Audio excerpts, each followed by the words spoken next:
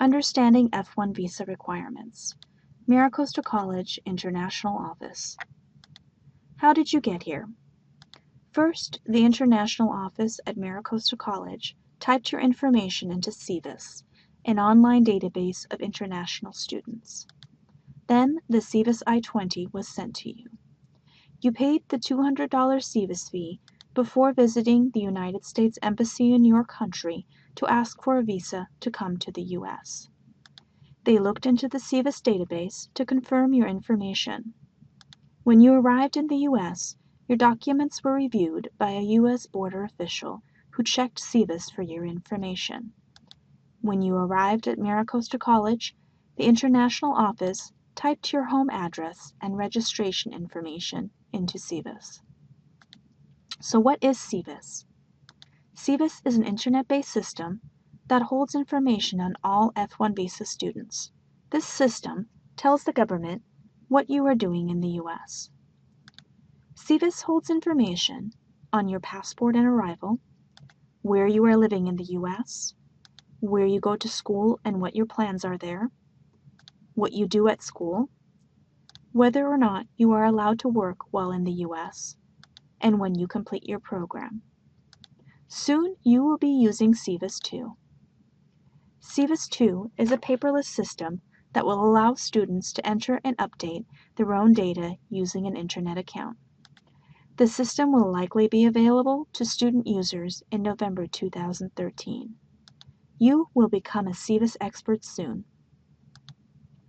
It is very important that you keep your passport, I-20 forms, and I-94 card safe and up to date at all times.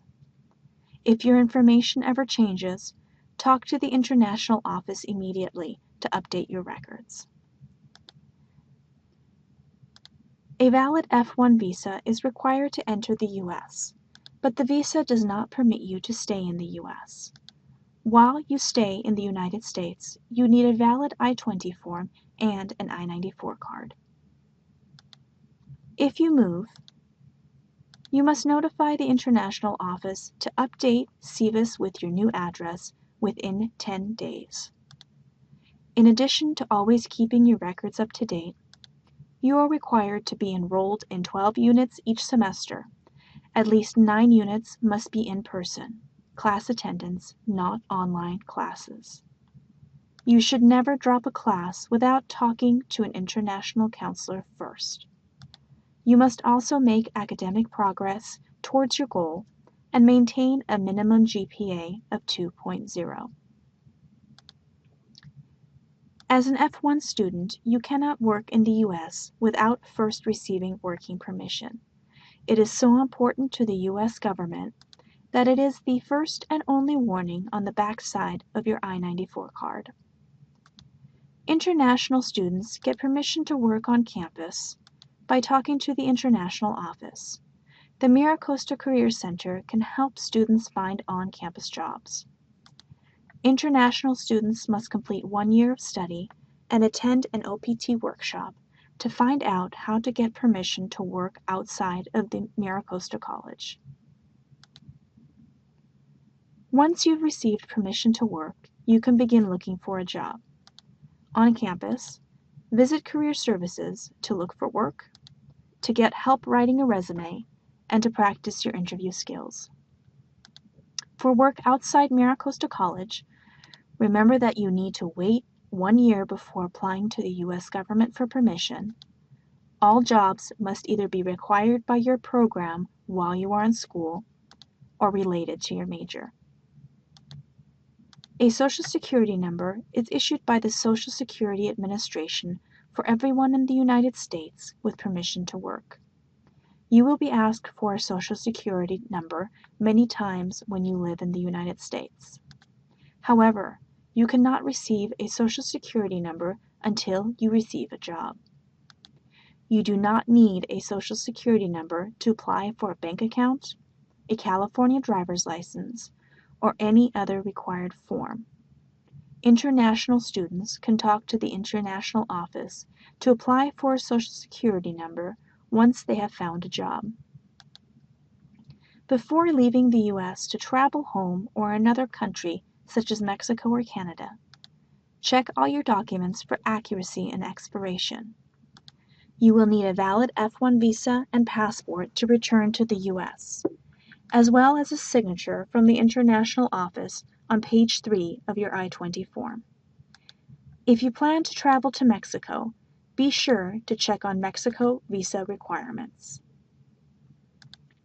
To get a travel signature on your I-20, you must visit the International Office at least 3 days before you plan to travel and fill out a special request form. Why so long? We require at least 3 days because there are many of you and not many of us. The International Office must check your enrollment, grades, major, and address for accuracy before we can sign your SEVIS I-20 form. If there are errors, you need time to fix the information before we can sign your I-20. When you entered the United States, Border Patrol stapled a white I-94 card into your passport and wrote F-1 as your visa status, DS, in the Admitted Until section. This means that as long as you follow the requirements of your F-1 status, you can stay in the U.S. So how do you know you are following requirements? You're in control. Here's what you need to do. Attend class full-time every semester. Do not work without permission, and follow the information on your SEVIS I-20 form and graduate on time. What happens if you do not meet the 12-unit full-time requirement? A teacher tells you to drop a class, or you are sick and stop attending class. Take the quiz to find out. If my F-1 visa expires on December 25th, I should leave the U.S. on or before December 25th.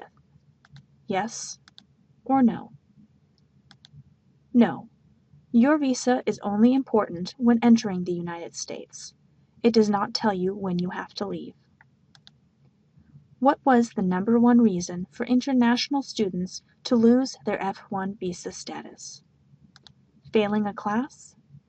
Stop attending a class? Getting sick? Work without permission? Do not register and pay for classes? Stop attending a class. All the reasons above can affect your F-1 visa status, but the most common problem is when students stop attending class. Never miss class without talking to your teacher and the International Office counselor. If I do not attend class, my teacher can drop me from the class without my permission. Yes or no? Yes, a teacher can drop you from class if you stop attending. If you are dropped from class, it may affect your F-1 visa. Who is responsible for making sure the information on my I-20, including major, is correct? Myself? The International Office? The Department of Homeland Security?